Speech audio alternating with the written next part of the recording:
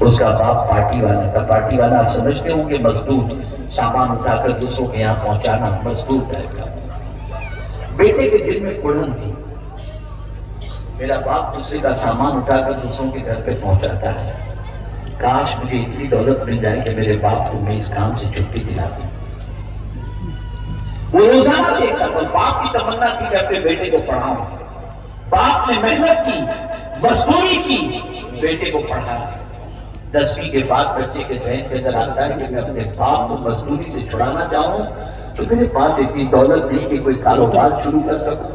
اب ایک ہی طریقہ ہے، تعلیم میں محنت کروں، ٹاپ پوزیشن حاصل کروں، اور اس کے بعد میں اپنے باپ کو اس کام سے چھٹی دلا سکوں. محنت کی اس نے، 12ویں میں اچھے نمبروں سے پاس ہوا. اس کے بعد پھر اس نے پڑھائی آگے بڑھائی، یہاں تک کہ پڑھتے پڑھتے وہ MBA اس نے کر لیا. جب وہ کمپلیٹ ہوا، ایک کمپنی کے اندر جاب کے لیے اس نے اپلائی کیا. کمپنی نے فوراً رکھ لیا کیونکہ بچہ بہت صحیح تھا. نوکری اس کی لگ گئی، پہلی تنخواہ آئی، خوشی خوشی گھر آیا. ابا آج کے بعد مزدوری کا کام کر، آپ اللہ اللہ کرو، میرے لیے دعا کرو. وہ بچہ جب غریب تھا، سیلری جب آئی، اس وقت تک پوزیشن یہ تھی کہ نماز کے اندر مسجد میں بھی نظر آتا، امام صاحب کے قریب بھی ہوتا، تلاوت بھی کرتا، بزرگوں کے آستانے پر بھی جاتا، اور یہی سلسلہ اس کا جاری رہا. باپ نے مزدوری چھوڑ دی، استاد بھی خوش، محلے والے بھی خوش، کتنا نیک بچہ ہے. اور یہ کمانے کے باوجود، اچھی تنخواہ کے باوجود بھی نماز کا پابند، آستانوں کا پابند، تلاوت کا پابند زندگی گزر رہی ہے، گزر رہی ہے، گزر رہی ہے. یہاں تک کہ باپ نے کہا کہ بیٹے اب تیری شادی میں کرنا چاہتا ہوں. اس نے کہا ابا میری تمنا ہے کہ پہلے آپ اور امی حج کر لیں، پھر اس کے بعد میری شادی. تو ابا نے، امی نے کہا ٹھیک ہے. دونوں کو بچے نے حج کرا دیا، دونوں نے حج کر لیا. خوشی کی لہر دوڑی ہوئی تھی معاشرے کے اندر، اور ہر کوئی کہہ رہا تھا تم کتنے خوش نصیب ہو، اللہ نے تم کو اتنا اچھا بیٹا عطا کیا. زندگی گزر رہی ہے، گزر رہی ہے، گزر رہی ہے. شادی ہوئی، شادی کے بعد بچے ہوئے، بچوں کو اچھی اسکول میں اس نے ایڈمیشن دلوایا. شادی بھی بڑے گھرانے کے اندر اچھی جگہ پر ہوئی، اس لیے کہ بچے کی کمائی اچھی تھی.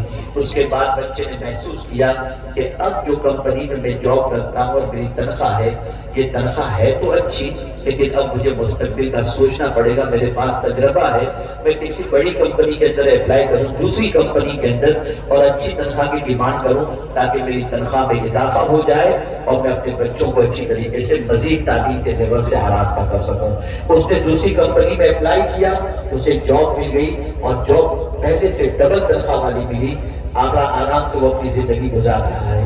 ایک دن دوسری کمپنی کے مینیجر نے اس شخص سے کہا، اس نوجوان سے کہا، اس بچے سے کہا آج رات کو ہم لوگ ساتھ میں کھانا کھائیں گے.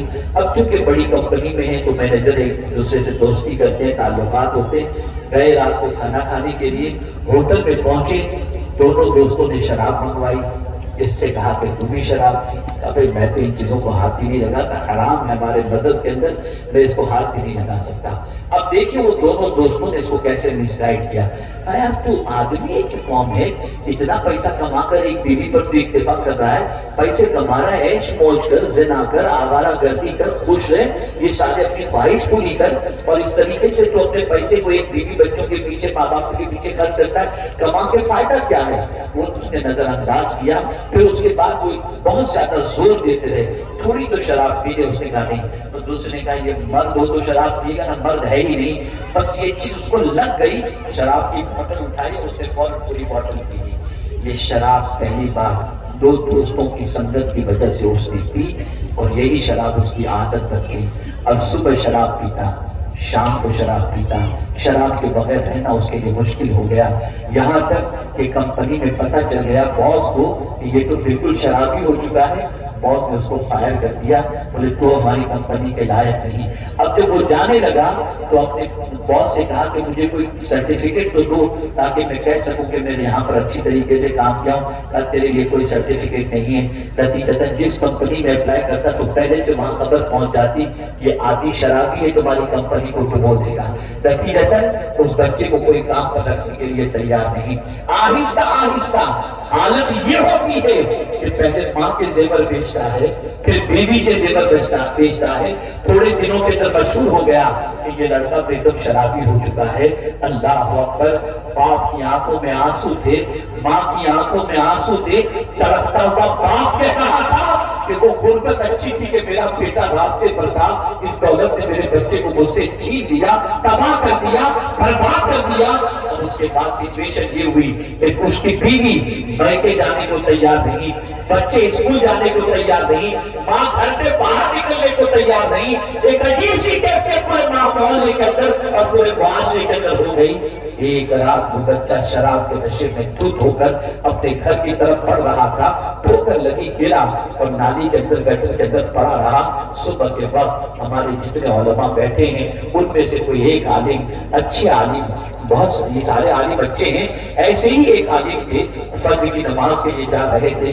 उस बच्चे को नाली में पड़े हुए देखा, उनकी आंखों से आंसू निकल गए। उम्मान याद आया कितना नेक बच्चा था, दोस्तों की सोहबत ने कहां से कहां ला करके खड़ा किया, लेकिन प्यार, शफकत और मोहब्बत से उस बच्चे को उठाया। बेटा तूने क्या अपनी जिंदगी बना ली है, पानी का छिड़काव, क्या बेटे होश में आ जा, क्या तूने अपनी जिंदगी बना ली है। वो होश में आकर कहता है, हजरत में शराब छोड़ना क्यों चाहता हूँ लेकिन छुट नहीं पाती, कोई नुस्खा हो ताकीज़ हो तो बताओ। वो आलिम थे, बड़े अच्छे आलिम थे, बड़े मुश्फिक थे। उन्होंने कहा एक नुस्खा बताता हूँ, शराब की आदत छूट जाएगी। उसने कहा कि हुजूर बताइए।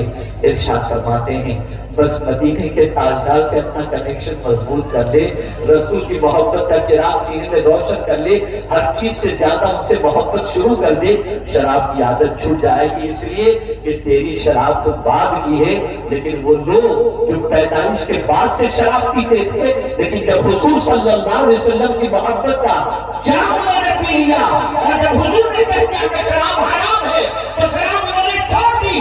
तू भी मोहब्बत रसूल का जाम पी ले, सरकार की मोहब्बत का चिराग जला ले, तेरे लिए ये छोड़ना आसान हो जाएगा। आंखों में आंसू आते हैं, सरकार सल्लल्लाहु अलैहि वसल्लम से मोहब्बत करना शुरू करता है और उसके बाद अल्लाह ने शराब से उससे नजात अता फरमा दी। कहने का मकसद ये है कि ऐ मेरे बच्चों, दोस्ती करने से पहले देख लो, तुम्हारी जिंदगी का पूरा कैरियर तबाह हो जाएगा अगर गलत दोस्ती करेंगे, तुम्हारा फ्यूचर पूरा बर्बाद हो जाएगा। आज हमारी बच्चियां गलत दोस्ती की वजह से ईमान छोड़ बैठती है।